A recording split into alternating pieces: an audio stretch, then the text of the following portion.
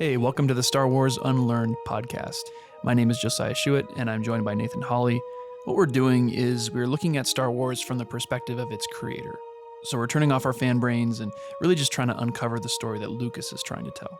We're in the middle of our series on the Phantom Menace, where we explore the filmmaking, the history, the mythology, and everything else that Lucas and his team used to bring this first chapter of the Star Wars saga to life. So join us as we dive in and unlearn what we have learned about the Star Wars story.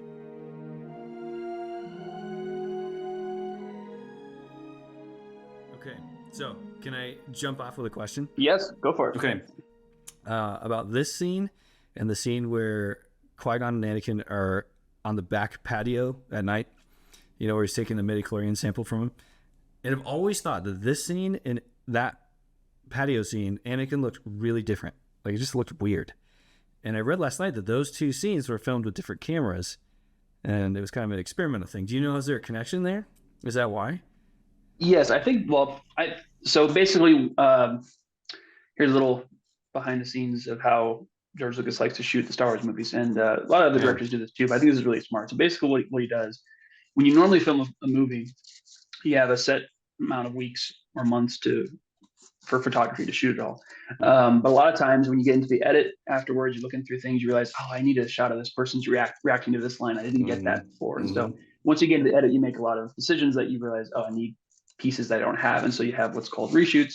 And so yes, exactly. So people bring in the actors again, and they schedule for a couple of days or something. They build smaller sets, so they do green screen, whatever, just really simple things just to get like a close up here or there, or someone just to add a line because they deleted the scenes. We just need you to tell the audience what's happening. Just a little bit of exposition to cover over that hole we have in the script because we deleted that scene. So that kind of stuff. But George, what he would do is he planned to have reshoots in the schedule. So a lot of times reshoots are kind of an afterthought, or they just kind of happen only if they come up, if they're necessary. But Lucas plans for them. And so Smart. There's always like a week or two of, I mean, it's at the most 2 weeks, I think. Doesn't matter. He always plans for reshoots. So yeah, because he likes to, he's an editor at heart. So he likes he likes photography, he likes production, but it's really post-production where he assembles the movie. And so he knows he's going to be changing his mind and moving things around at that stage. So because of that, he plans for reshoots. And so there were a lot of reshoots for episode 1, like he was planning for. And all the reshoots in episode 1 were done with digital cameras and digital photography, because they were originally going to do that for episode 1, but they just couldn't get the cameras ready in time. George, he's always pushing for doing things digitally because of the freedom it gives us. And so he was able to finally accomplish that in episode 2. But so all the reshoots in episode 1 are done digitally, and you can kind of spot them. They look a little bit different. The quality isn't quite, they're not quite as sharp, the images are. Because again, he's pushing, their cameras weren't quite ready. They weren't quite ready yet. They weren't quite there yet. Episode 2, they definitely got there, but so you can kind of notice those. This scene, would have definitely been a reshoot. So yes, it would have been shot digitally. But I think the biggest reason Anakin looks different is because Jake Lloyd grew up a lot. He aged a lot in that intervening time, but from the wrap of principal photography and reshoots. And so he's taller. You can know he's a little bit taller there. He just looks a little bit more, I don't know, developed, a little bit older. And you can see that in a couple other scenes too. I'm not sure about the balcony scene. I don't remember ever looking at Anakin in the balcony and saying he looks older. But if it is a reshoot, then yeah, he would have been older. It would have been months later. But that I for sure know why he looks different in this scene is because he's just older. And it's, I think, if it is a reshoot, which it is, I'm pretty sure. Yeah, it is, because he's older. So yeah, it's filmed digitally, and he's taller and older looking. So gotcha. Okay. Yeah, I gotcha. That struck me because when you mentioned those two particular scenes were shot with different cameras. It's like, man, I always thought those two particular scenes look so different. Yeah, an easy way to spot it is Obi-Wan, because Ewan McGregor, I think, had his head shaved for a different role, and so he's wearing a wig for a lot of those scenes. So every time his hair, every time I remember noticing as a kid, like, why does Obi-Wan's hair look weird in these shots in these scenes? It's because he's wearing a wig. Not very good. He's not a very good one. Ewan McGregor ends up wearing a wig in all 3 prequel movies, and never really looks as good as his original hair, unfortunately. Every time you can really see it in episode 2. It's very obvious in episode 2 when he's got his mullet wig on. It just doesn't look good as good as his normal hair, and you can kind of notice in episode 3, not as much, but you kind of see it. So anyway, Gotcha. but yeah, I'm trying to think if there's one in this scene, in these scenes coming up, where you can notice it. I think there's one shot in the council scene where it's at nighttime and Anakin gets rejected for training. There's a close-up of Qui-Gon that I think is a reshoot, because it looks a little bit different. It looks like it was shot digitally, and his wig and beard and hair looks slightly different than it does in the rest of the scene. Gotcha. So, but that's the next example I can think of that happening in these next few scenes. But anyway, Yeah. Okay. Yeah, I was curious. I always thought that. I remember as a kid even going, "Wow, that looks so different." Yeah. Why does it look so weird? Yeah. Yeah. So, okay. Now we know. Well, thanks. Excuse me. Do you know if there is... I don't know if you have the movie pulled up, but right when Anakin walks up to the door, you know, he says, "The boy's here to see Padme." Is this supposed to echo Cloud City? Because it looks like a scene almost directly out of Cloud City. It's just Coruscant is in Cloud City. It's really cool, but I just wonder if you knew that. I know George likes themes. Yeah, I'm not aware of that, but that's interesting. I never really thought about that before, but it could look like that. George does like that kind of. Coruscant is closer to Cloud City than anywhere else in the original trilogy, right? That kind of futuristic city kind of feel to it. So, yeah, I mean, I guess this is Palpatine's apartment, right? Or yeah, because they're staying with Palpatine. So, yeah, so it is kind of have that. Just the hall. You're talking about just kind of like the hallway look, or the. Yeah, I don't know. That's interesting. I haven't really heard anything about that or thought about that, but I could definitely see that George has a taste, a style in mind when he thinks about like futuristic kind of city design. Yeah, it just looks. I've never noticed that before, but just that hallway curves and the lights on the side and the windows out to the bustling city. So anyway, just cool. I've been struck by how often George tries to, what's he call it? Let's write poetry, basically, right? Where it's like, it's poetic. There's themes here. Again, reading that archives book, like, wow, even these little things, I had no idea how much of a theme they are, and how they're supposed to call back to the original trilogy and stuff. Like, wow, this is cool. Yeah. So I was curious if you knew. There's a video I need to send you if you haven't seen already. It's called Every Time Star Wars Quotes Star Wars. And so basically it's a video. That's cool. It's like 2 hours long. It's like the length of a Star Wars movie. So I just kind of watch bits and pieces of it every once in a while. I just work my way through it. But basically every time a line is repeated, a type of shot is repeated, an action is repeated, and everything that every time it quotes itself, visually, through dialogue, through music, through just thematically, it's super cool just seeing there's stuff that I'd never caught before. I don't know this guy. I don't know how long it took this guy to make this, but he did a really good job. And he's got a cool channel where he kind of does deep dives on Star Wars too. So I'll have to send that to you because it was really cool to check out. I just watched little clips of just little bits of it here and there as I slowly make my way through. Because again, it's like 2 hours long because it doesn't go on. He goes through everything. Wow, that's cool. It's really cool, and I learned a lot of stuff just by watching that. It's like, oh, I totally never made the connection between those two scenes before. So, so that could be one of those things. There could be a connection between Cloud City and Coruscant. I mean, there is for sure the idea that this beautiful futuristic city, very clean, very sparkly, and then but underneath it all, there's this kind of evil. That we don't know that the Empire is there, and Lando's going to betray us right when we get there, and then we get to Coruscant. We don't know that the Sith are pulling the strings with the Senate and everything. So the nice friendly exterior with a creepy under whatever foundation, I guess, is the one commonality between those two places for sure. But yeah, that's cool. I never thought about that. Yeah, it looks very similar. A lot of the same aesthetics. So yeah, which was also cool. I was just really struck by that today, listening to the commentary and stuff and the similarities. How he's talking about, he puts Anakin basically in every single step that Luke goes through. But we see one succeed and one fail. It's like, wow. I knew kind of big picture, but not necessarily the small picture. Wow, that's really cool. To see the father and son go through the same story, basically. See how they respond so differently. Yeah. So, anywho. What are your thoughts on this scene? This scene is interesting because again, it was a reshoot. It was something that Lucas kind of just did last minute because he realized he needed a scene to explain why Padme disappears for the whole time they're on Coruscant. Because he still didn't. He wanted to save the reveal of her as the queen for later on Naboo, obviously. So for now, he needed to have some reason to get Padme out of the way, and why we were focusing on the queen, why Anakin didn't get to see her, and so that's what this scene was just meant to do functionally. But he still manages to get some really cool development on the Anakin and Padme relationship here, because Anakin, chooses to say goodbye to her, wants to say goodbye to her. He makes the trip over there, and she's the one she's the closest friend he has at that point in all the of that group. And so and there's this fun little moment that you see, in hindsight, once you realize that she is the queen, you can see her trying to wanting to emote, wanting to be more expressive and say, she said, we're sure her heart goes with you. When it's like, no, I want to say like, no, my heart goes with you. I hope, you were really helpful. I owe all this, the fact that we got here, to you. And she wants to thank him and all this, but she can't really drop the disguise yet. So, so there's a fun little undercurrent going through that scene of just their relationship and how Anakin is,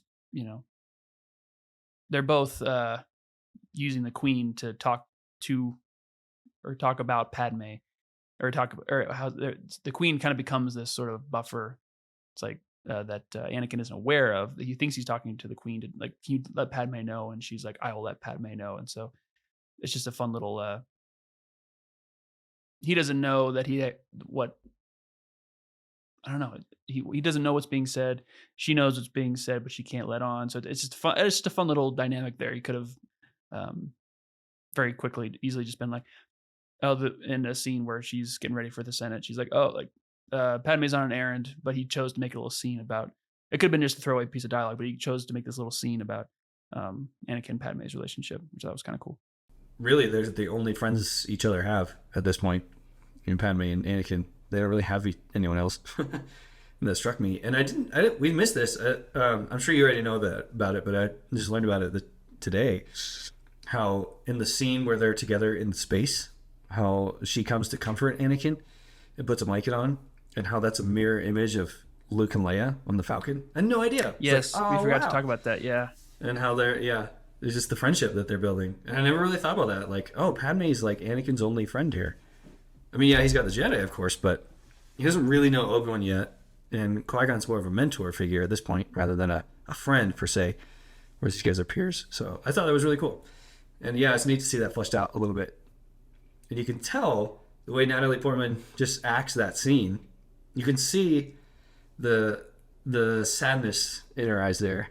It's not the typical deadpan that the Queen normally has. There's a hint of sorrow, when she's delivering those lines in her eyes and stuff. It's like, oh, that's cool. Yeah, which you wouldn't catch unless you go back after you know the story. Like, oh, that's actually Padme. It's pretty cool.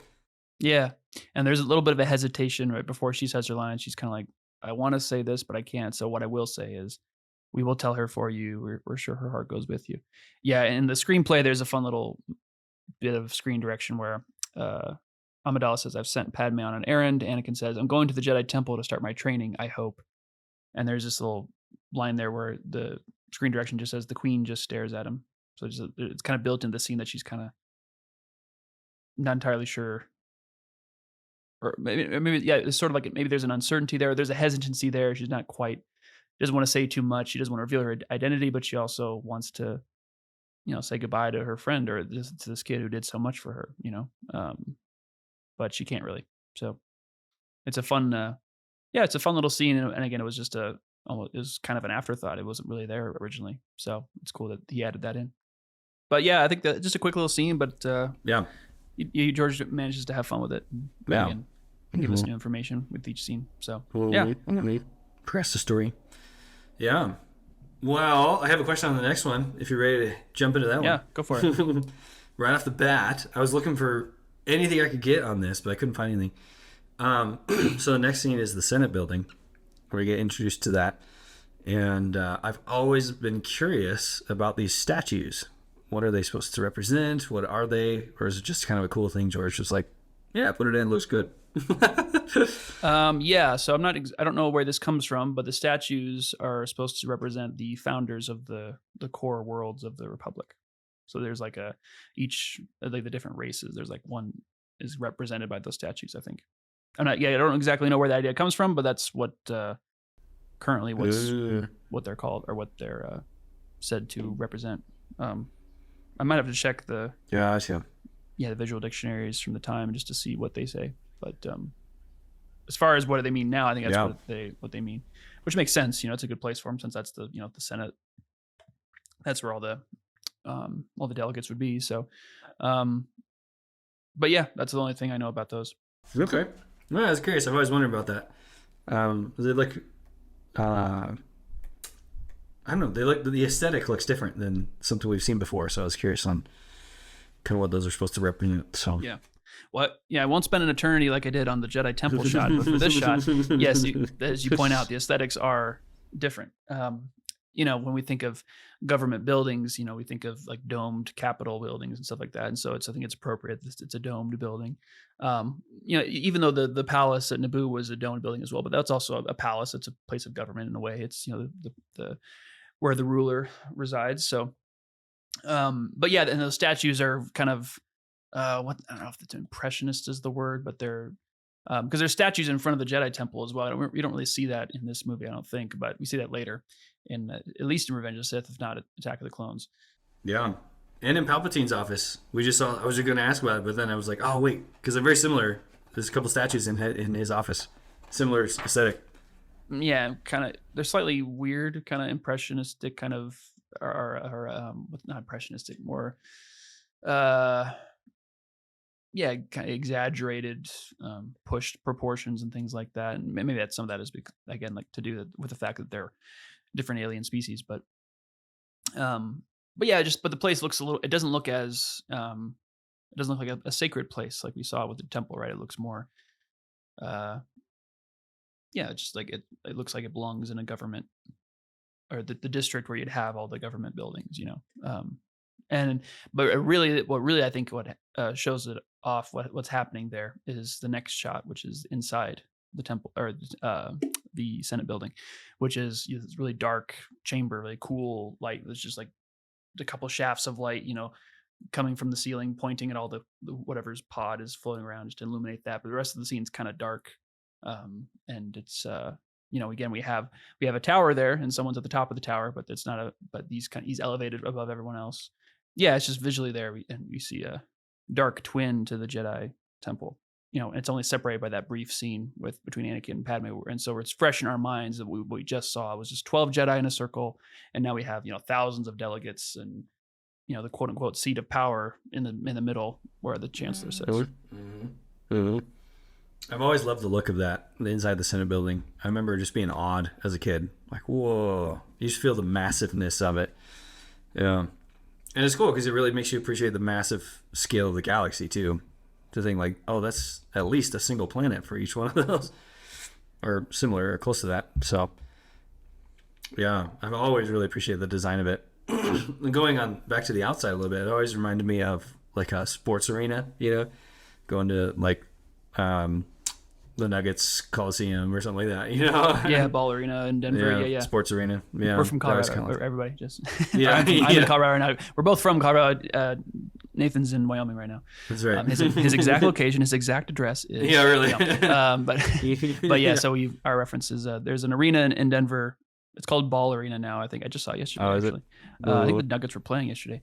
And it looks very similar. Yeah, exactly. It's kind of like that very wide, a round arena, rotunda kind of. I think it's called this building is called the Senate Rotunda also, or sometimes referred to as that. It's also it's kind of like this weird, like huge, gigantic mushroom shape looking building. It's a really cool, interesting design. Yeah, I really love the little pods or whatever they're called, where everyone sits in and they come out, and this is really cool. This is really creative. I'm sure there's intentionality behind all that too, like messages and but I mean you can see. I never noticed that shaft of light before, but yeah, you're right. There's a shaft of light right out of the Chancellor's podium. Is that the word for it? I guess I don't know, but his seat. Yeah, I guess so. Yeah, and so I Really? just noticed this the last time I watched it too. Yeah, the lights. When Palpatine and his pod, the Naboo pod, leaves its docking point in the wall and goes out to float around in the middle, the light follows it. So it's kind of like a spotlight so that everyone can kind of see them, I think is the idea. So the lights just follow whoever's speaking. But yeah, I always thought the scene was cool as a kid. It kept the scene from being boring for me. I thought it was interesting just to watch. This huge chamber with these floating little pods, and it was originally that environment was originally just going to have all the delegates and all the representatives on sort of a terraced balcony, just kind of set into the wall. They were each just kind of had like a theater box seat kind of thing. But then George wanted to make the scene, because it's George, he wanted to make the scene more visually interesting and more dynamic, and so he came up with the ideas of these floating pods. So, which did the trick. It's much more fun to look at and really interesting to. It creates a cool, yeah, because they're kind of doing this dance, like as they're arguing, as the Trade Federation representatives appear, they're kind of circling each other and doing this sort of dance as they're kind of arguing and fighting over the attention of and hopefully the help and the assistance from the Chancellor in the middle. So it's a cool little he's kind of caught in between them all. So it's a cool visual example of what's happening just in the dialogue. So yeah, of course George is so great at that. So it was a really cool change. I'm glad they did that because it's a really cool change. It makes it very visually interesting. Yeah, I really like it. And there's never a dull moment. And I never thought this was boring ever as a kid. I still don't. But I hear that criticism a lot. All the politics stuff is so boring. Like, man, I never did. I didn't understand a lot of it, but I still thought it was cool. And just as a testimony to that, my kids, they've seen all of Star Wars now. We just finished up Revenge of the Sith, and the only time they ever said, "Can we move forward? Like, when's this going to end?" was when Palpatine was talking to Anakin at the opera in Revenge of the Sith. That was the only time where he's explaining the tragedy of Darth Plagueis. That's the only time that ever my kids were like, when's this going to be done? Can we move on? And I just thought that was interesting. Now, think about it, looking at this scene here. They never once had a problem with any of the political scenes or the debates or anything like that. It's very engaging. And just, yeah. Like you said, I've never noticed the dance before. It's kind of fun to see that. And to see the camera movements and it's really cool. It's true. It's interesting that they responded to that scene in Revenge of the Sith, because I'm pretty sure that's the longest dialogue scene in the whole saga. I think it's one of the longest drawn out scenes of just two characters talking in the whole series. So that makes sense. So that would be the one they get bored at. And I remember I wasn't super young when I saw Revenge of the Sith finally, but I was young enough where I didn't quite understand what was happening in that scene, and I was just kind of like, yeah, okay, enough talking. I wasn't like that bored by it because I could tell there was something important happening, but it was still kind of long. And I think what happens with this scene, what kept me from being bored with it, is that there's still a lot of energy. There's a lot of emotions and yelling, and it's not. There aren't super long, drawn-out speeches. And actually, there's a lot of trimming done to this scene if you look at the original screenplay. And just little bits and pieces here and there, just to kind of trim it down and make it as efficient and streamlined as possible. Because it is a scene, one of those scenes where it could get very, very long and drawn out and verbose. And I always loved the scene where the whole Senate starts, screaming, like, vote now, and then seeing all the different aliens and all the different because I was like looking at around each frame and be like, okay, what are those aliens? What are those creatures? Like, oh, there's ET, and there's ET. There's Wookiees up there. So yeah, this scene never bothered me, and I think it's done very, very well. Again, that visually, that we talked about that dance between the delegates and how just visually showing what's going on rather than just them yelling from one wall to another. It's like you can't really tell who's yelling at who, and so it really aids the scene to have that visual representation of it. Yeah.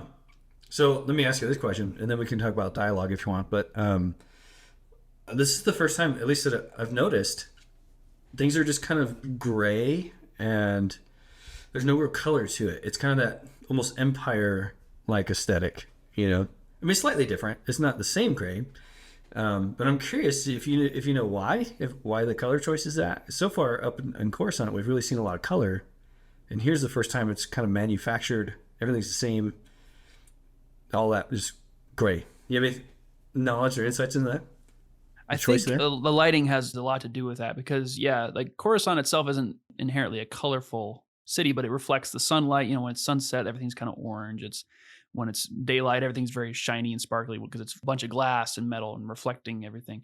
But here inside this very, very dark chamber, the metal kind of takes on this kind of cold, lifeless quality. Yeah, this is very dark, which was what we associate with, the inside of the Death Star, the inside of a Star Destroyer. So I think you're spot on there when you note that it's all very, very somber and kind of negative feeling, which as opposed to the Jedi, the temple, right? It looks like it was built out of like sandstone or something. It's very kind of light, warm colors. And the inside of the Jedi temple room or Jedi council room there's a bunch of windows and a bunch of lights flooding in there. And they have like these comfy chairs with very rich red tones and the cushions and all that. And the Jedi are dressed in these very warm colored robes. But yeah, here you see Valorum dressed in these kind of cold robes. And though there is a lot of color and diversity in all the diversity of color and shape in the delegates, but they're all kind of set against the background. And Queen Amidala is kind of the most colorful. She kind of stands out in all her color in that scene.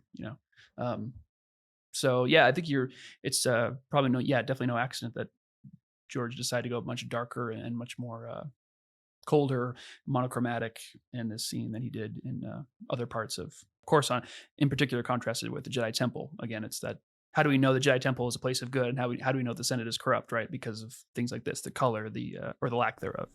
I was just going to ask that if he's trying to tell us here, like this is the first to fall, essentially, like in the sense of like this is where the corruption is already happening. It's already not doing well, yeah. Versus everything else still has kind of life and vibrance to it. Yep, interesting. Exactly. The first look at a place in Coruscant that's kind of dark and colorless is the Senate, and that's not an accident. I think you nailed it. Is that it's a place that is already corrupt. There's this quote I have here from Lucas about it's talking about the Senate and Republic, and it says in episode 1, 2, and 3, all the symbiotic relationships are torn apart. In episode 1, the senators are more interested in themselves than they are in helping each other. They have fallen out of the symbiotic circle. They couldn't agree on anything because their interests became so divergent. So they couldn't get anything done as a republic. And the Chancellor uses this division, which he helped create, to become emperor. And so I remember reading that and looking at this scene. Last time I looked at this scene, thinking about how many delegates there are. It's like, how do you get anything done when all these people are serving their own interests, when there's thousands and thousands of systems just trying to get their own way? No wonder trade breaks down. Like when trade breaks down between this many thousands of systems and everyone just focuses on their own interests, then yeah, you're going to have a war. Like Anakin says about his mom tells him, the biggest problem in the universe is no one helps each other. And that's what this whole movie is about, right? It's like teamwork, people helping each other, symbiotic relationship, like George just said in this quote. What happens to one of you will affect the other. And when something is so interconnected as this, when there's a problem, it's going to break down and it's just going to spread because there's just too many, an entire room of selfishness, which is like thousands and thousands of people just trying to make money or trying to gain power. It's like, of course, nothing's getting done. And it's interesting that we've talked a lot about Amidala's kind of sadness and kind of just lack of any kind of positive emotion. And she continually says throughout the movie, we must continue to rely on negotiation. We'll have to go to the Senate to talk to them. But she just always never kind of acts as if she believes that. There's this dread that I don't know if this is actually going to work. And here is where the straw that breaks the camel's back, right? She finally realizes that, I'm an idiot. Of course, nothing's going to happen here. Palpatine was right. The Chancellor is corrupt. The Senate is corrupt, and there's no hope here. Even though she's been hesitant to fight, and she just wants to find a diplomatic solution, you can tell that throughout the whole movie, she kind of doesn't quite believe it. Her actions don't quite support her words. She's not really sold on that idea, and she really is disillusioned in this scene. So this is a really cool scene. But I think you're. I totally forgot what you said. I totally got lost. The aesthetics, how they mirror the corruption. This is happening? The first empire visual we get. That's what it was. Yes, in the prequel. Yeah, yeah. That's so just that visually with all those delegates and everyone kind of shouting over each other, it's a visual picture of how corrupt it is. Whereas, they had 12 Jedi and they were all mostly silent and they were, letting each other talk. And it was much more, the deliberation happening in the Jedi Council is so much different what's happening here. No one's yelling and screaming and, arguing and saying, oh, we should, vote Mace Windu out. He's a horrible leader. We need someone else. Kiadi Moody should take over. That's not happening. It's very obvious. It's not too obvious, I guess, but it's important to remember that that's not happening in the Jedi Council, but it is happening here. We see an example of a quote unquote ruling body that just is failing to do anything right. And they're just completely collapsing already. Because like we talked about last time, the Jedi aren't really in trouble yet. The Republic isn't hasn't fallen yet, but it starts here. Now we see the first time where things are really broken, things are really corrupt, and it starts in this room. It starts in this huge room, but then it spreads out, and that becomes the Clone War. So Yeah. That's so cool. I never realized that before. And I just read, or I think it was the commentary. George just said today, I was listening to it, that Padme at this point, is what you were saying. She kind of starts out putting her faith in it. She's really passive, just letting things go. This is what I'm supposed to do. The naiveness, right? But then towards this part, she's really here because it's her only option. She sort of started to lose faith in democracy and the Republic and the processes of it. And so she's kind of like doing what she's supposed to. Like you said, her heart's not really here anymore versus maybe the first scene where we see her where we just got to trust in the Republic, we got to trust in democracy. And now she's kind of like, well, no, I'm realizing what I'm going to have to do. And I'm going to have to follow Qui-Gon's example and Anakin's example and get involved and take up my throne. Yeah, that's interesting. He just said that today. That struck me. Like, wow. By this point in the story, she's really just playing the game until she can figure out what to do. Last chance here, last shot kind of thing. Yeah. And I just think about like the greed of the not Trade Federation. Well, that too, but of the Senate and just what a fertile place for evil to play, and that's exactly what happens with Palpatine, and that's one of George's big themes is how does a democracy fall to a dictatorship? Well, there you go. The symbiotic relationship falls apart. It just becomes about me and my safeties and my comforts and my benefits, and you really start to see that fleshed out in the Clone Wars too, when you start seeing the senators spend a little more time with them, see their heart behind it, everything. Yeah. So very interesting. Such a good lesson that I never caught as a kid. Like, wow, that's so cool to see. I mean, George is teaching us here. Watch out, guys, watch out. Yeah. The danger of selfishness. Yeah. Mm-hmm. And I love there's lines in the screenplay that were omitted, but again, they can kind of give context, even though they might have been deleted for a very good reason. So we shouldn't think of them as part of the actual story. Again, they put the lines that we do still have and do remember in a new context because you throw something new into the scene, it makes you kind of rethink it. So I want to go through some of these lines here in the dialogue because it does talk about, it's just a great scene that kind of talks about what we saw in the opening crawl, right? That the Republic the Senate is corrupt. What's the opening line? What's the line in the crawl? As the Congress of the Republic endlessly debates the issue or something like that. The endlessly debating, you kind of get that here where I just think it just gets stuck. It just becomes gridlock here. And so there's some really cool lines here. So the scene originally began with Palpatine talking to Amidala. He says, "If the Federation moves to defer the motion, Your Majesty, I beg of you to ask for a resolution to end this congressional session." And Amidala says, "I wish I had your confidence in this, Senator." He says, "You must force a new election for Supreme Chancellor. I promise you there are many who will support us. It is our best chance, Your Majesty, our only chance."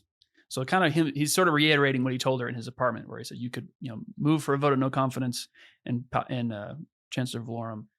He's planting the seeds, right? He's trying to push her towards, and it's so, again, it's crazy because, she does the right thing in this scene where, yes, the Senate is corrupt and it does need new leadership, and Valorum is hopeless or is not going to be the one to help them. And so she does the right thing by, getting rid of him so that she can actually, get good leadership into the Republic. It's done without anyone knowing to serve as Palpatine, right? There's evil intention behind it, even though it's technically the right thing to do at the time is to, the Senate needs to be fixed. The Senate needs to be fixed, but not by this guy. And anyone else would have been better than choosing this guy, but we do need a new leader, just not that one. It's actually worse. But yeah. George always said he wrote Satan into the prequels through Palpatine. It's just so Satan. So he does, that little snake whispering in your ear. The hints of truth, but get his own way. Oh, man, you just can't help but think of, like, Garden of Eden here. Palpatine's literally the snake whispering into Eve's ear here. He's wormed his way into the garden, and now he's manipulating Adam and Eve. It's like Anakin, Padme. Yeah. But I just think George, I never realized that before, just as you were talking, that came to me. But George said that episode 1 is as far as Palpatine's concerned, it's his journey to become Chancellor. Like, that's his goal for episode 1. Episode 2, it's going to be more of like, give me the powers to create an army, or at least to rule the army or whatever. Episode 3 is obviously give me the ultimate power. But it's just so interesting to see, like, this is step 1 of his journey too. That kind of hit me this morning thinking about that. Like, oh wow, this is Palpatine's step 1 too. Padme gets her step 1, Anakin gets his as well, but here's Palpatine's too. And getting to be Chancellor, like, Yeah, I know. It's like, again, you can't skip this one, right? Because it all starts, and not just Anakin's journey starts here, not just that personal story of how a good person turns bad, but that political story, that larger picture of how democracy falls. It all starts here, right? Because how often in life do we choose our own downfall without knowing it? How often do we choose our own problems that are going to plague us later? Again, he's voted into office, and again, it's just because people are blind to it. He seems friendly on the surface, and even in episode 2, it's not clear that, oh yeah, he's been such a good leader for the last 10 years or so. We should give him emergency powers in this time of crisis. Like, he'll be the one to guide us out of it. And and then so he can just expertly start painting the Jedi as the villain. Don't look at me, don't pay attention to me, look over here. It's all misdirection, right? It's the puppet master, it's the magician. And it's such a great lesson to just watch out for people who are a little too, present themselves a little too well, or a little too like, oh, I'm your friend, or just a little too. Yeah, it's Iago from Othello. That's the character that everyone loves, that character, but he's just undermining all of them. He's just playing everyone against each other, and he's causing so much problems. But every time they interact with him, oh, Iago, he's the best. He's my best friend, but he's planning the downfall of his friends, and they don't even know it.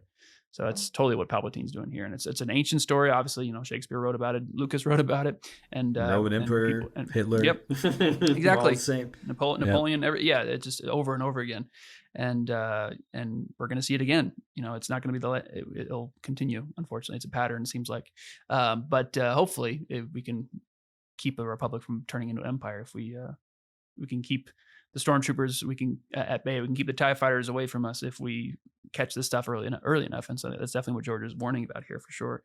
Let's see, what else does she say here? Because that's related to that. This is how liberty dies.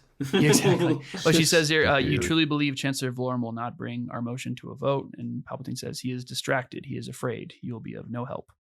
And then it jumps into the scene where it says the chair recognizes the senator from the sovereign system of Naboo, and then it plays as we normally know. But and so there's really good dialogue here about when Lot Dodd of the Trade Federation, when he interrupts and goes, I object, there is no proof, this is incredible, we recommend a commission be sent to Naboo to ascertain the truth.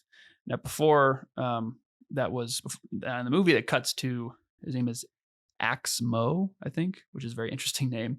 The Malastare dude. He goes, the Congress of Malastare concurs with the honorable delegate from the Trade Federation. Before that, Valorum says to Lot Dodd, he's like, no, overruled. And Lot Dodd says, Your Honor, you cannot allow us to be condemned without reasonable observation. It's against all the rules of procedure. And that's really, that's it, right? When all the rules and the procedure and the way things are set up just get in the way of any kind of progress, that's when you have a problem. That's why Valorum sent the Jedi secretly, right? Again, Valorum isn't all bad. He's corrupt, but he doesn't make entirely bad decisions. He kind of knows that the Senate's corrupt, and so he circumvents that whole situation, just sends the Jedi himself. But here it's like, yes, all the procedures getting, what does Palpatine say? I have the Senate bogged down in procedures. They will have no choice but to accept your control of the system. It's exactly the same thing. And so, it's what's the Schoolhouse Rock cartoon? Like, I'm just a bill. Like, I'm just, like, how long it can take for things to get anywhere in the government. I mean, and it's a weird thing, because in some sense you need that, because you don't want anything bad to get through too quickly. But if something good can't get through quickly, something that's necessary, like aid to this planet that's being taken over and people are dying and starving, if you can't get aid to them quickly, then what good is that government? And so it's a really tricky situation. And so I just like that piece of dialogue, because it just reminds us, even though it's not in the movie anymore, it just reminds us that, yeah, they're bogged down in procedure, like Sidious says. And it's just, it's just they keep passing the buck or keep, delaying it and delay. Oh, we'll have more committees to talk about this. We'll have more discussions and more sessions of Congress to figure it out. And was, Amidala say here, like, I was not elected to watch my people suffer and die while you discuss this invasion in a committee, and if this body is not capable of action, I suggest new leadership is needed. And it's just, it's like what we would all wish we could do to the government. Sometimes we're just like, you guys are doing nothing. Like, just, pick up the pace for, like, you're dragging your feet. And it was, in this scene, it's you can kind of feel Lucas, like 1960s Lucas, who's upset with the government, when he's in college, just going like, fist to the man and everything, where he's just like, let's just new leadership, tear it all down and start over again. And of course it's a fantasy story and you can do that, but unfortunately it's stuff like this that is all too real in our world sometimes, where the government just kind of gets in the way and there's not easy ways to get out of it. So again, not very, weird thing for a kid's movie. I know everyone criticizes that, but it is important to know. And again, it's not portrayed too abstractly or too incoherently that, an older kid, if they're paying attention, wouldn't get it. Like, as a younger kid, you're just not paying attention. You don't care. You're just looking at the floating pods going, well, this is cool. But eventually you figure out, like, oh, this is what's happening is bad, and Valorum isn't good, and you need a new leader. And oh, Palpatine, he seems nice, cool. And oh wait, I was wrong about him. He's actually the worst person in the world. So yeah, you have to. Yes, it's for kids, but sometimes kids need to be taught to be wary of these things early on. Not necessarily in political realms, but just throughout life. When you see people who are this snake-like, like you said, like the snake whispering in your ear, you want to teach people to avoid that in any sphere, whether it's political or religious or it's a kid at school or your friend or whatever it is. Yeah, beware the nice guy. Is sometimes, because Palpatine here, and I think George said this, is supposed to be like your fatherly grandfather kind of thing. Like he's supposed to be the good guy. He's painted to be the good guy. So whereas the original trilogy, his true colors are shown, we know clearly he's the bad guy. But here it's like he's hiding his true face, like we were talking about earlier. He's trying to be the nice guy, but his intentions are evil. And boy, we all need to know that lesson. Just because someone looks nice and knows you doesn't mean they're safe or out for your good. Yeah. I was thinking about two Star Wars quotes, Star Wars quoting Star Wars. I couldn't help it when you were talking about the committees and stuff. Think about Leia. I'm not a committee. And just Han Solo just bucking against all that. Like, we're not gonna sit here and do something. We need to act now. Made me laugh. It was good commentary on this, but I was thinking that, but I was also thinking of Qui-Gon's line earlier in this movie where he talks about like greed. It can be a powerful ally. It's just what a commentary on the state of the Senate right now. And just Palpatine knows that. The Sith know that, and we see that expanded a lot in the Clone Wars. Just the Sith know you can use greed. You can buy anyone you want with the right price. So, and here we are. We're seeing that, and Palpatine's seeing that, and I love that little snake look he gives here when Padme actually says, "Then I'm going to motion for, a vote of no confidence," kind of thing. He just gives that little sly, like, "Ooh, yes, it worked." Yeah, you can tell he's trying so hard not to like smile, and like he's like he's like, yes, he's like mission accomplished, like it's working. Yeah, it's true. And just a little side comment here. It's interesting. You don't know it if you just watch the movies about La Dodd. Is he a good guy? Is he not? Does he really have no idea what's happening? But in the Clone Wars, we find out, he's in Palpatine's pocket, like he knows everything. But it's just interesting when you're just watching the movies, it's not totally clear. Is La Dodd a good guy? Is he not? He plays his part well. Although I would say, I think George, again, he picks the design of the aliens well, because just looking at them, they're not to be trusted, right? They're the snake. They visually look like reptilian snake like people, and so even there, I would say, that's a clue. Even if you don't know too much about them, because you don't know the backstory of any of the Neimoidians or anything, but they've been cast as the villains from the beginning. And so even as a kid, I looked at these guys and said, "Oh, there's more Trade Federation guys. They must be bad." I remember thinking that, those are the bad guys. But even though you're right, it isn't clearly stated, and that theme is developed in Clone Wars. I still think it's cool that Lucas, uh, even though Palpatine is the exception, he's the one who presents well, but is actually evil, and you don't really see it. But the Trade Federation just visually are just obviously evil. I think, or obviously against we're all humans watching Star Wars. There's no chipmunks or squirrels that are interested in these movies. So since we're watching these movies as humans, the things that aren't human are going to be the things that are opposite to us or against us. We don't like snakes, and so obviously the snakes are going to be the things that we're going to be wary of in these movies.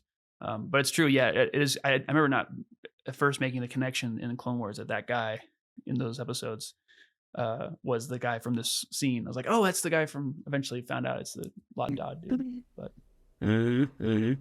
and I've always felt bad for Valorum in this scene because you really get the sense he's trying to do what's right.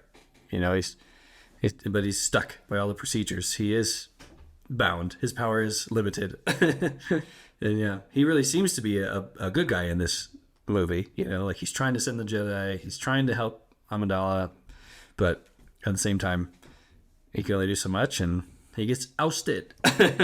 Yeah, well, and he makes mistakes. Like he does give in to corruption eventually. It's interesting comment on corruption where it's not just everyone rubbing their hands together, with twirling their mustaches, going, ooh, let's be corrupt.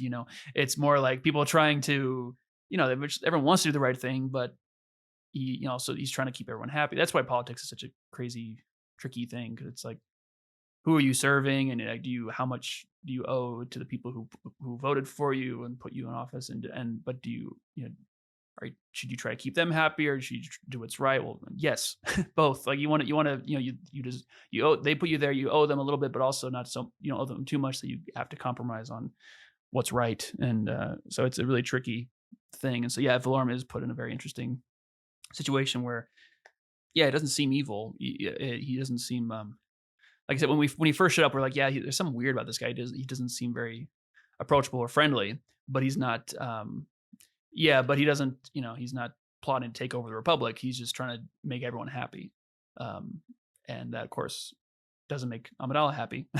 And when people are dying and people are starving, she lets him have it. And I've talked about it before, but there's this line at the end of the scene where Valorum, Masamita says, "Order, we shall have order." Bail Organa shows up and he says, "Alderaan seconds the motion for a vote of no confidence in Chancellor Valorum." And Masamita, the motion has been seconded by Bail Organa of Alderaan. Masamita turns to the confused Valorum and whispers something to him. Bail Organa says, "There must be no delays. The motion is on the floor and must be voted upon in this session." Then Lot Doth, the Trade Federation, says, "The Trade Federation moves the motion be sent to the Procedure Committee for study." Again, he's always trying to delay and no, it's procedure. It can't be too hasty. And of course, the assembly starts shouting, "Vote now, vote now, vote now." And Palpatine says, "You see, Your Majesty, the tide is with us. Valorum will be voted out, I assure you, and they will elect in a new chancellor, a strong chancellor, one who will not let our tragedy continue." Masamita says, "The Supreme Chancellor requests a recess. Tomorrow we will begin the vote." Then it ends with Valorum turning to Palpatine saying, "Palpatine, I thought you were my ally, my friend. You have betrayed me. How could you do this?" And that's how the scene ends. So that's interesting. Yeah, boy. That's a big difference. Yeah, it's just an interesting look into, again, Valorum kind of feeling betrayed by Palpatine, and he kind of knows that he put those ideas into Amidala's head that he should be voted out of power, and he blames Palpatine for it, not the Queen. Yeah, that is interesting. And but I don't want to lose sight of Padme's arc in this scene, though. So let's talk about her before we move on. Yeah. Well, first off, I remember you brought this to my attention. I totally forgot about this or didn't see it when we went to see the Star Wars costume exhibit.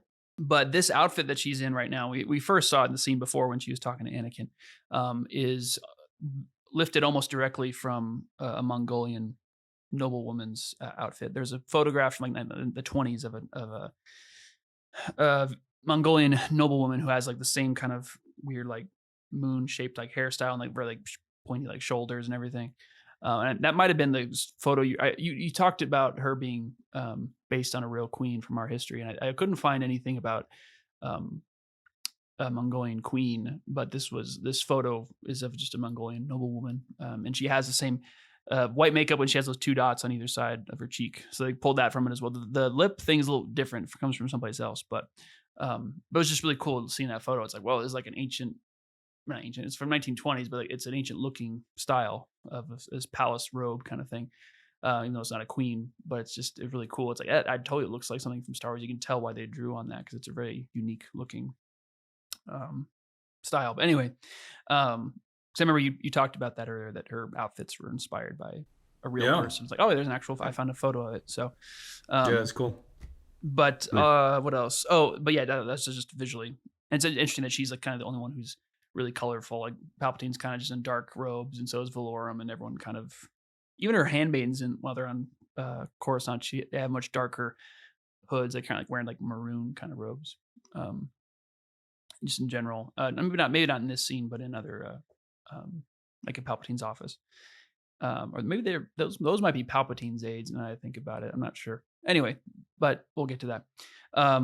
But just this is, we talked about a little bit. We kind of talked about the build up to her making the decision. We didn't actually talk about her making the decision, but she can't even get out she can't even state the problem. She can't even state the allegation before she's interrupted. She's like, the Naboo system has been invaded by the droid armies of the trade, and she gets cut off immediately. Yeah, you can tell, and she can see her just kind of like being upset, like, okay, I need to remain regal and royal, and I can't lose my mind and go crazy on these people and start yelling at them. But she does let loose of it, and this is definitely the most emotion we've ever seen from the Queen. Not necessarily, she doesn't smile, but this is definitely the most like negative. She starts, giving it to him and telling, saying, I will not defer. I have come before you to resolve this attack on our sovereignty now. Right. And so she's so much more assertive now than she was at the beginning of this movie. She hasn't decided she's going to go to war yet. She's still, for the first time, really voicing that frustration that she has with the system and that kind of melancholy spirit she's had with her the whole movie, where she's probably, doesn't seem like she's really that sold on this whole idea of the Republic and the Senate, but it's the only hope she has now that that's failed her. Yeah, she's going to vent. She's going to let her feelings be, come to the surface. And so she could definitely show more of her emotions as Padme, right? She, definitely voiced her opinions to Qui-Gon. Well, I don't approve, she wasn't quiet about that, but now as a queen, you can kind of start to see Padme sort of influence. She's no longer just this, expressionless, a mask. She's not hiding behind that mask as much as the kind of first crack on that mask, where she's kind of letting through, going like, hey, idiots, stop it. This is dumb. Let's, this is, or not help. You're not helping. If you're not going to help us, then I'm going to, we're going to get rid of you, really. And that's and it's a huge step, not just for her as a character and for the fate of her planet, but for the fate of the galaxy, right? She is the one who allows a new leadership to take over. And again, it's ultimately not the right leadership, unfortunately, but it's the right thing to push for at the time, because yes, the leadership currently is corrupt. So it's just like we said, the first cracks in the mask that we see of Amidala. So it's a cool scene, in terms of Padme's arc, where she's starting to turn the corner now. She's been through her testing on Tatooine. She's seen what can be done. She's made friends with Anakin and Qui-Gon. She's seen what the real galaxy is like, how suffering can go, how slavery can exist without the Republic, being aware of it. Like, she's probably assuming like, my planet's going to turn out the way Tatooine is. My planet's going to be enslaved, and it's going to become a second Tatooine. That's interesting. I wonder if Tatooine is kind of to her like it's a sort of a Christmas Carol Scrooge thing. Like, this is what the future could be if you don't change things. Yeah, interesting. This is what could happen to you. Tatooine or Naboo could turn into Tatooine. Paradise could fall into this desert wasteland, hive of scum and villainy, if you're not careful, if you don't do something about it. So it's just, I like that this scene is kind of her turning point in her character, or where she first starts to, the first steps to eventually fighting for what's right and letting go of that terrified only pacifist at all costs 14-year-old queen, and now she's turned the corner. So I think it's cool. Yeah, that was cool. That struck me too in reading the archive book today and listening to the commentary on that. Yeah, this is her first steps into a much larger world. Yeah, which is neat. It's fun to see her become Padme. I never really thought about that with episode 1 versus episode 2 and Clone Wars 3 and stuff. Like, this is where she becomes Padme. And it's largely thanks to Qui-Gon and Anakin. Yeah, just pretty neat. I like that. It's fun to see her arc in this. Yeah. So yeah, good point. But yeah, that's it's a cool scene. Again, not politics was never boring to me. I think that scene has a lot of fun elements to it, and yeah, I'm satisfied with that one. You want to move on to the Jedi? Yeah. Obi-Wan questioning his master a little bit here. Yes. Yep. Obi-Wan and Qui-Gon dropped off Anakin at the Jedi Temple to be tested, and so now they're just waiting for the results. And yeah, this is just a great scene just to talk about who Qui-Gon and Obi-Wan are. What do you think? What are your initial thoughts on it? I'll just say what's always been obvious to me is just the aesthetics. Watching the sunset and the bright colors, and I remember as a kid, it was just like, wow, what a cool scene. It's just the beauty of it, overlooking Coruscant and the sunset. Yeah, I don't know what the point is. I don't know if he's trying to mirror something there, but kind of the sun setting on Qui-Gon's time with the Jedi, or I don't know if there's some hidden meaning there or not. But I always thought it looked really neat, and I just love how confident he is too. In this, it's just a good character or a picture of who these characters are. Again, Obi-Wan's just like, no, you're breaking the rules here. Come on, Master. Like, all you gotta do is get in line. You'd be on the council. Like, come on. And Qui-Gon's just stubborn. No, I'm sticking with this. Anakin will be a Jedi. Like, period. It's going to happen. I know it. Yeah, always a troublemaker, Qui-Gon. Yeah. I mean, and what a picture of what Anakin, is going to be, right? That same confidence. Yeah. But yeah, totally. Keep going. No, that was my initial thoughts. But I'm waiting to have my mind blown by it. So, well, you're gonna be waiting a long time because I don't think I have too many mind blowing things to say about this. But yeah, to comment on to kind of close the loop on that sunset observation you made, because the sunset continues through this scene, through Anakin's testing, and then the sun finally sets when we were dealing with Padme and Jar Jar and Palpatine's office, kind of waiting to see what the Senate's going to do. And it is visual. We see this again in Revenge of the Sith, right? Where George uses the light, and the light seeping away is to kind of signify that things are getting dark and things are getting intense. This is we just had a huge failure in terms of the plot, right? We've lost our opportunity, what we think is our only hope to save Naboo, because the Senate won't do anything.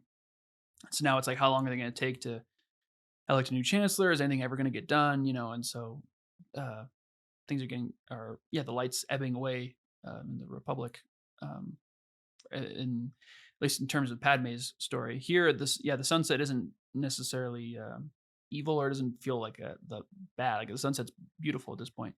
Like you said, it's a really cool shot. But once the sun slips away and we move into nighttime in the next couple scenes with Padme, then we start to see that the darkness has a thematic element to it, and because it's when Anakin is rejected to be trained, it's also at nighttime. It's also in the dark, where he's being tested here, where like Anakin's the brightness of his future maybe is kind of what's the brightness of that sun is setting in this case, where he feels like, oh, it's the hope I had for becoming a Jedi is kind of going away, because in this next scene, he starts to butt up against the procedure of becoming a Jedi, because he's he has that one fatal flaw that sticks with him throughout all these movies, and the Jedi pick up on it. But yeah, and so it's I think it's the first time we've seen a sunset in this movie, really, and because we've had night scenes before, but we've had daylight. But I'm trying to think. I don't think we've really had like a sunset scene before. So yeah, it's just like the light. It's the story. The story is getting to a dark place. Like, we don't, we're in it. We've lost. Padme seems to have been blocked in her goals, and Anakin's about to be blocked in his, and so everything's kind of getting dark in a way. But between Qui-Gon and Obi-Wan, I'd love the scene. Yeah, I wasn't really struck by this until recently when I looked at the scene again, where, yeah, like you said, how confident Qui-Gon is and how stubborn he is, and how he just, I don't care about the rules. Like, this kid is the chosen one. He's not even saying like, I believe. He's like, I don't presume. He's just outright, he's, it's out. The cat's out of the bag. This kid is the chosen one. As far as I'm concerned, there's no debate about it. He will be a Jedi. And Obi-Wan's going like, well, he's too old. Like the dude, he's already developed attachments with his mom. That could be a big problem. And of course, he's right. But Qui-Gon's like, nope. Basically, it's so funny because Qui-Gon's just so confident and saying like, nope, he's gonna be a Jedi. We're gonna do this. And of course, that spells disaster for the Republic. Unfortunately, but he is right. He ends up being proven right at the very, very end. But it's a rough road to get there. And so it's interesting to see.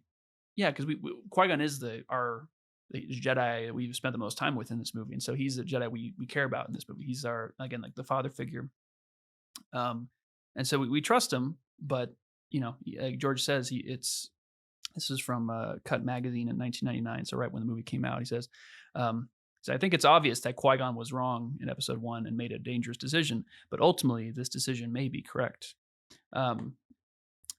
And so, and in the commentary says, so here we have Qui-Gon wanting to skip the early training and jumping right to taking him on as his Padawan learner. This isn't a scene to come, so I kind of skipped ahead. Oops. But oh well, it's still relevant. But like, but so he wants to skip the early training and jump right to taking him on as his Padawan learner, which is controversial and ultimately the source of much of the problems that develop later on. So George is very clear that this is a very dangerous move that Qui-Gon does, and it is not the best way to go about it to start off with.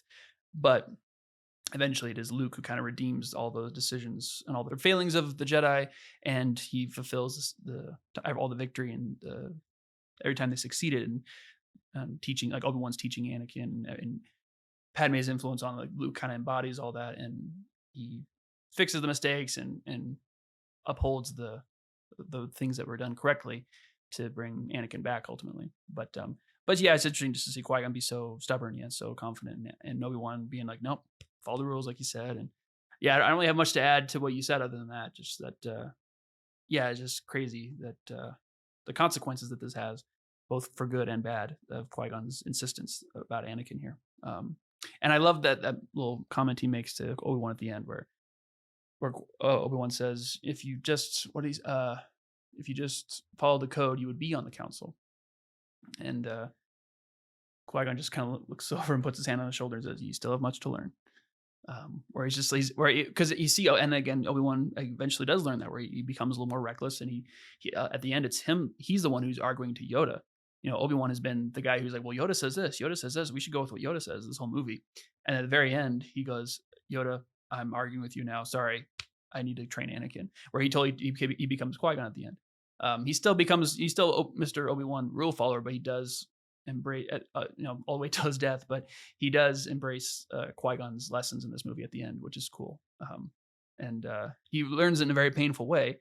Yes, Qui-Gon has to leave, but that is the hero's journey, right? The mentor has to leave before the hero can actually succeed. The help can't stay there. Obi-Wan has to die. Obi-Wan has to leave Luke before Luke can succeed at the Death Star, and Yoda has to die before he can face Vader. And same here, Qui-Gon has to leave before Obi-Wan realizes how much he needs to be Qui-Gon. You don't know what you have till it's gone, kind of idea. So I really like that little hint of that here, foreshadowing of that, where Qui-Gon looks at him and says, you still have much to learn, and eventually Obi-Wan does learn it. So. Yeah, that's cool, and I appreciate Qui-Gon's patience. He's not scolding Obi-Wan. It's just a good master to apprentice look. It's like the teacher talking to the student who's like the high school student who's just impatient, can't see it all. Just like, what are you doing? The master's like, you'll get there. You'll get there. Yeah. And it's cool, that one little line in there too. It gives a little bit of history between Qui-Gon and the council, where, well, a couple lines. Like, you would be on the council if you just do what they say. But also just the line of, like, they're not going to go with you this time. They're not going to. It just gives a history there. But Qui-Gon's done this before. This isn't his first rodeo. Yeah, exactly. The council knows he's a troublemaker. Like, okay, fine, we'll indulge you this time. But Obi-Wan's like, nope, they're gonna stick to their guns on this one. Mm-hmm. Yeah, it's just fun to see. It's Qui-Gon. We know now, seeing the whole story, that Qui-Gon's enlightened to what's to come, and he knows what's going to happen. Maybe not all the specific details, but he knows. This is the chosen one. I get the sense that he knew the Republic's it's not just going to be a clear cut destroy the Sith in one go and we're good. It's going to fall. We're going to go through some hard times. we really see that fleshed out in the Mortis trilogy, where Anakin's talking to Qui-Gon. He's like, "What should I do? Do I just kill the son and that's it?" And Qui-Gon's like, "No, it's a different path." He doesn't tell him. He says, "Go this way." And Anakin's like, "I don't know what I'm supposed to do." It's a very good Qui-Gon moment. I get the sense that he's doing that here too, at least to some regard. Of just like, yep, there's a bigger picture here you guys don't see yet, but I know my part in it. And my part in it is to get Anakin trained. Yeah, like he says, I will do what I must, Obi-Wan. Like, it's just, he's so adamant. He's so confident in it. Like, this has to happen, which is so, as an audience, it was how we felt during the Tatooine sequence, right? Where we're going to trust everything to this little boy. I'm going to bet our ship, everything we have. I'm going to bet all the lives of the people in Naboo on this kid winning this pod race. And we're going, what are you doing? Why? This is, who cares?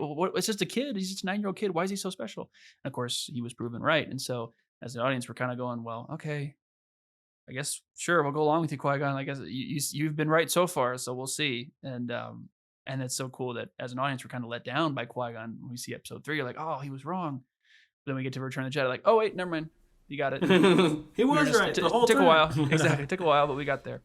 That's just a fun little journey we get to go on as an audience of, building up Qui-Gon. And we lose him. He dies, but we think, oh, his spirit lives on Anakin. Like, oh, never mind. That failed too. But nope, he comes back. So. I think it's really cool. Yeah. I was thinking about that today. Just the whole concept of the Chosen One.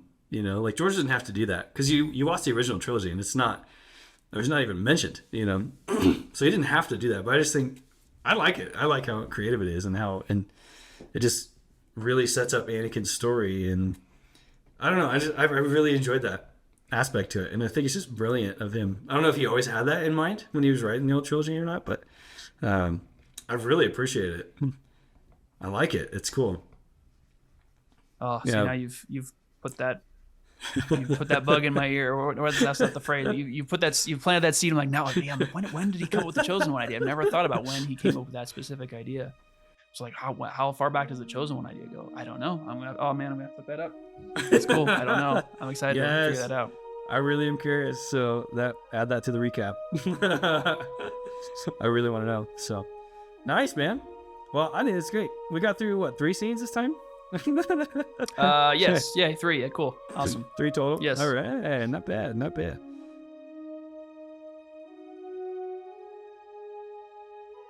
All right, that's it for this episode. Join us in the next one as we continue our series on the Phantom Menace. As always, thanks for listening, and on to the next one.